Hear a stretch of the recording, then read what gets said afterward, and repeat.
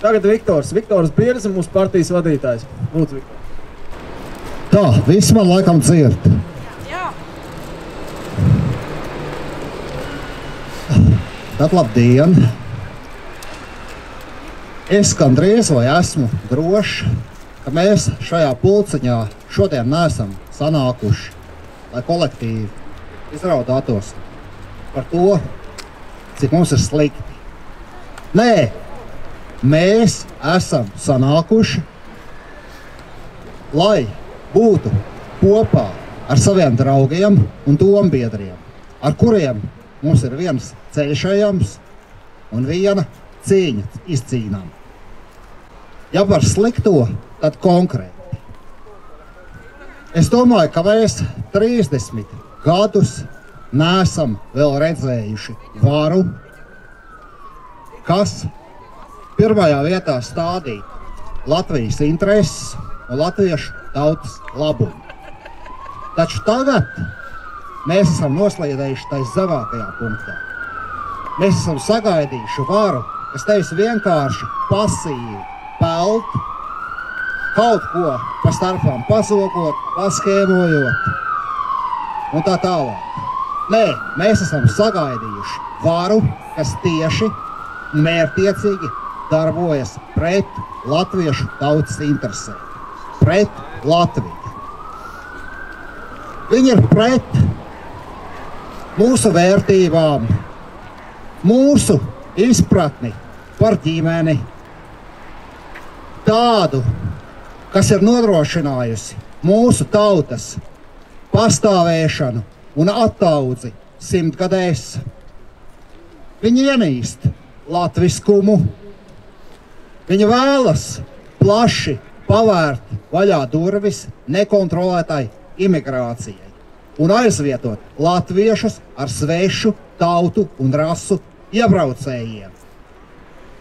Jau tuvāko gadu laikā ir plānoti 120 000 iebraucēji. To kāžu kāju mūsu tagadējā premjere Evika Siliņa nosauca, jeb raksturoja tieši demogrāfijas uzlabotāji. Tad iedomāsimies, ja šis tiešām sātaniskais plāns tiks īstenots, kāda izskatīsies Latvija un kādā vidē būs spiest augt mūsu bērni. Kur vēl viss pārējais? Latvijas suverenitātes arvien tālāk ierobežošana, ekonomikas graušana, utopisks un zinātniski nepamatots klimata histērijas vārdā, pilnīgs rūpju trūkums par Latvijas iekšējo un ārējo drošību. Tā jau pieminētā skēmošana un zakšana, tas jau pats par sevi.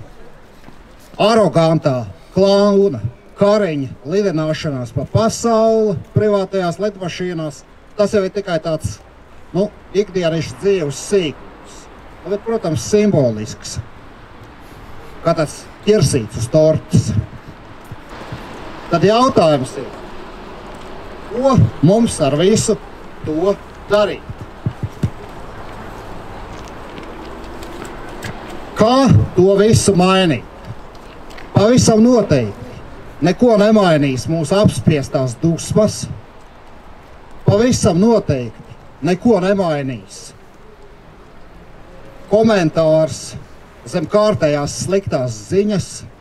Pavisam noteikti neko nemainīs žults izliešana sociālās tīklos. Savāksiet virtuālās sirsniņas, un virtuāli izolēti indivīdi nekad nevar summēties kopā, vienā spēkā, vienā dūrē. Mūsu pārliecībai un mūsu taisnībai nav nekādas jēgas, ja tā nav savienota ar dzelžainu gribu un mērķtiecību uzvarēt. Bet nepietiks jau arī tikai ar gribu. Tā griba ir jāpārvērš praktiskās darbībās, neatslāpstošās, neatlaidīgās, ikdienišķās. Un te jau ir jautājums par kolektīvu, jeb organizāciju. Jebkurā kaujā, visos karos uzvar tas, kurš ir labāks, stiprāks, organizētāks un disciplinētāks. Tas vienlīdz attiecas gan uz parasto pozīciju karu, gan arī uz karu starp pasaules uzskatiem. Ja mums nebūs mērķtiecības un gribas kļūt labākiem par saviem pretiniekiem, tad mums labāk nedarīt neko. Un klusējot samierināties ar mūsu pasaules bojājumu. Samierināties ar to, ka vārds Latvija jau izmērāmā nākotnē būs tikai vietas nosaukums. Samierināties, ka mūsu zemē dzīvos sveši cilvēki, kuriem ar Latviju un latviskumu nebūs nekāda sakara. Un var jābūt arī jāsamierinās būs ar to, ka mūsu bērniem un mazbērniem dzīve būs daudz grūtāk un nedrošāk. Un varbūt šīs dzīves nebūs nemaz. Zemē, kur melns uz balts, kroplais un nedabiskais jaunā normalitāte. Es to nevēlos. Un es domāju, ka to nevēlties arī jūs. Un tad paliek jautājums, ko mums ar to darīt? Darīt jau patiesībā ir ļoti daudz, visās frontēs, visās sfērās. Šodien es tomēr gribētu koncentrēties uz vienu konkrētu darbību. Uz vienu vispār zināmu faktu, ka zivs pūst no galvas. Un arī vēlos pateikt, ja šī galva ir sapūsi, tā ir jānogriež. Katrai varai ir izvēle realizēt tādu politiku, kas tautu un valsti paceļ vai tieši pretēji to gremdē. Šī vara ir izvēlējusies pēdējo, un mums viņi par to ir jāsoda, mums ir jāizbeidz viņu visatļautību Latvijā. Kas tam ir vajadzīgs? Patiesībā jau tam ir vajadzīgs maz 155 000 parakstu no 1,5 miljonu Latvijas iedzīvotāju. Piekritīsiet, tas ir nieks. Ja valstī neatrodas šo cilvēku, kas ir gatavi šādu nieku izdarīt, tad ļoti iespējams mēs esam pelnījuši visu to, kas ar mums notiek. Tas ir visās situācijās dzīves likums. Ja tu nevēlies cīnīties par savu vietu zem saules, tad tev neiespējami ir jāaiziet bojā. Es kaut kā tomēr gribētu cerēt, ka mēs to neizvēlēsimies. Ja mēs savāksim šo parakstu skaitu un šī varai iedosim sarkano brīdinājumu kārtību, tad mēs varēsim izdarīt vēl daudz arī citās situācijās.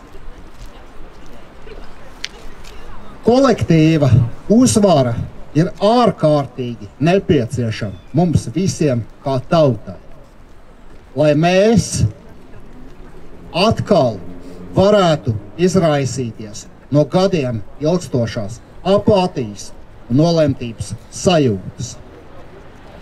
Tātad, uz ko es aicinu šodien? Mazākais, ko tu vari izdarīt, tas ir atvērt portālu Latvija LV un parakstīties par šīs Saeimas atlaišanu. Ja tu to jau esi izdarījis, ļoti labi, tad pierunā to pašu izdarīt arī saviem radiem, saviem draugiem, saviem kaimiņiem. Ja gribi darīt vēl vairāk, paņem aģitācijas materiālu. Tepat ir meitene, kas viņas izplata.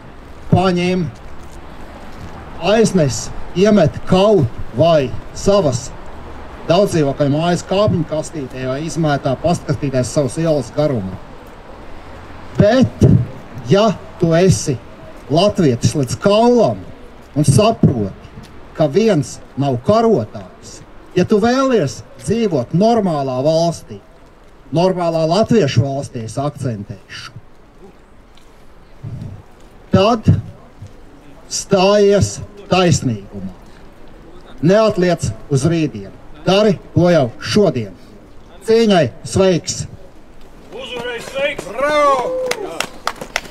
Paldies, Viktor, paldies!